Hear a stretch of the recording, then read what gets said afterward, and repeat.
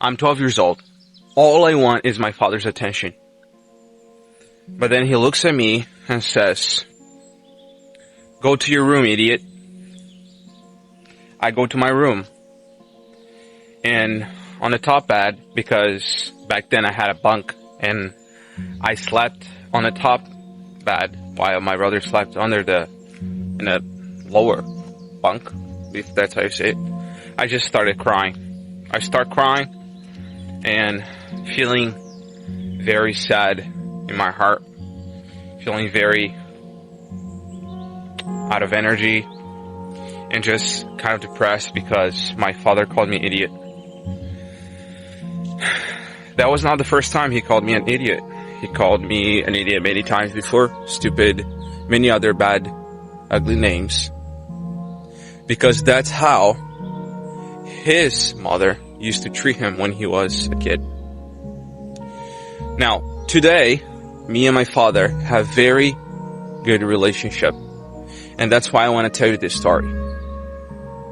Because maybe you are holding a grudge and resentment against your father, and that is causing you harm instead of causing him harm. So when I was a kid, my father would call me all sorts of names.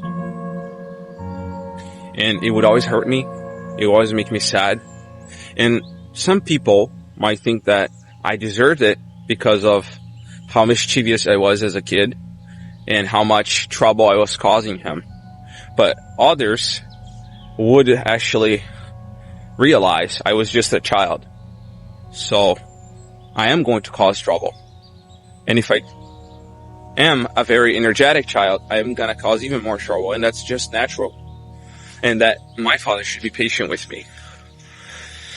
So it's understandable that I would be sad. I would be hurt every time he would call me names. He wouldn't drink alcohol or anything. He was a very present father. And for that, I'm very grateful. But he would always call me names and just treat me out of anger. Whatever he thought he would say. And that would make me really sad. And over the years, I started to, I became older. And I realized that I could actually defend myself. So I remember one day, he actually was going to discipline me.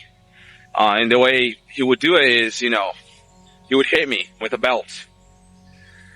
And he would always do it out of anger, even though you can do that out of love and just neurologically teaching your child that a certain pattern of behavior shouldn't be repeated, but you do it in a calm, reasonable way. He would do it out of anger.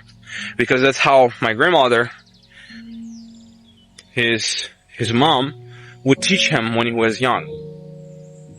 So I remember there was this one day that he called me into the room because he was going to punish me. He was going to discipline me with his belt. And I was now 14, 15 years old. And what happened is I held the belt. I held onto the belt. And now that I was stronger, he couldn't hit me because I held the belt and he tried to take it off of me, but he couldn't. He's trying to pull it off of me, but he can't because I'm also strong. He's trying to hit me, but then I just pulled the belt off of him and I just stand there and he can't really do anything because he realizes that I'm stronger now than I was before, so he can't really hit me anymore. Even if it was supposed to be disciplinary, he can't anymore. So from that point on, my dad stopped hitting me, stopped disciplining me, physically speaking. And I guess in his mind, although I haven't talked to him about this ever after what happened, and that's years later, because now I'm 24. I haven't talked to him about it, but I guess in his mind he realized that, oh man, okay, that's over. I can't do it anymore. He's stronger than me now. Or he's just as strong. So basically he never did it again. I hated being disciplined, being punished like that by physical punishment. It was horrible. I didn't ever feel like I would learn anything. I guess because he would do it out of anger. So I would just repeat the same behaviors and it would still cause trouble because that would just worsen the situation. Now, the reason why I'm sharing this with you is because I created a lot of resentment towards my father because of that. And I remember one day I went to my friend's house who's older than me, and he's actually a good friend of my dad. He's a very smart man. His name is, let's just call him Ed.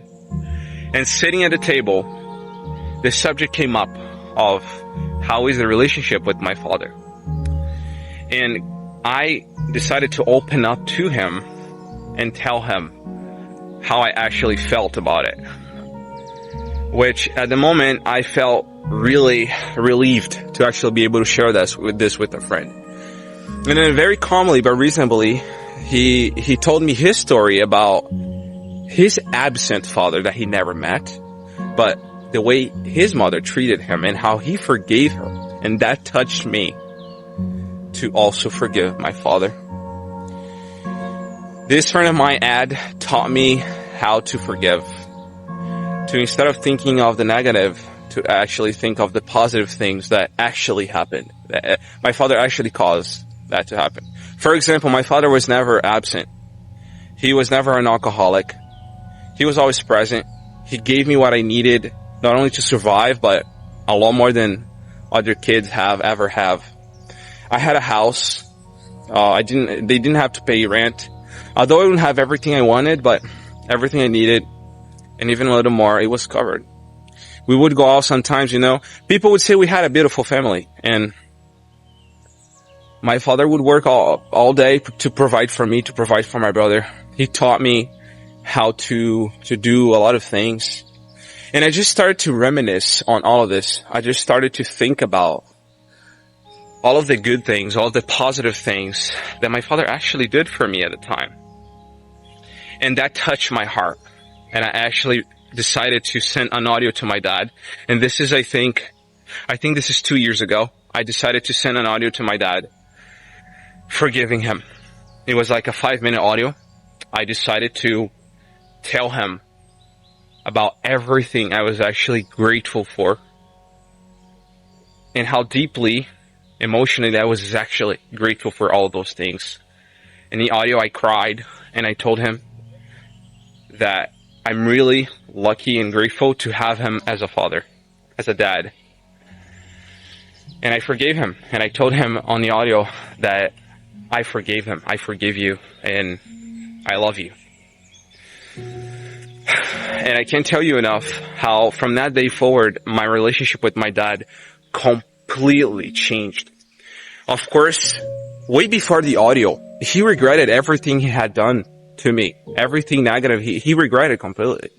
But part of me forgave him, but most of me didn't really deeply forgive him.